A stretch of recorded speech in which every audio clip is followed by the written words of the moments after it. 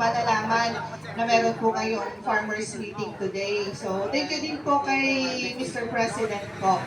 So, ang purpose po namin is para ipahayag po yung programa po ng RBA sa ating mga magigiting na magsasaka. So, meron na din po siguro dito nakatry sa RBA. May mga branches na din po kasi na nakapag-loan na po ata yung iba dito. So, yun. Si RBA po is subsidiary po ni Asia United Bank, ni AUB. So, matatag po yung sandigan na commercial bank po ni RBA. Yun.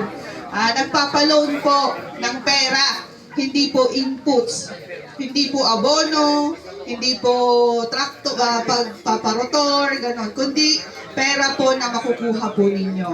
So, crop loan, machinery loan, which is si Sir Rosario, may mga machinery po sila. Tayo ako, magpakilala ko, siya po ni Ann, Field Sales Associate po ng Rural Bank of Angeles. So, naikan po namin kayo kanina di flyers po. So, una po, yung flyers po kanina is all about savings po. So, han lang tayo nga abutan. Nakita ko tayo ni Madam nag-the ATM. Mabalin tayo pang open the account. Charot lang. Oo. So, ni Rural Bank of Angeles po, han lang po nga ang pautang. Oo. Si tayo nga farmers, ni Rural Bank. Insurance na kami, crop insurance.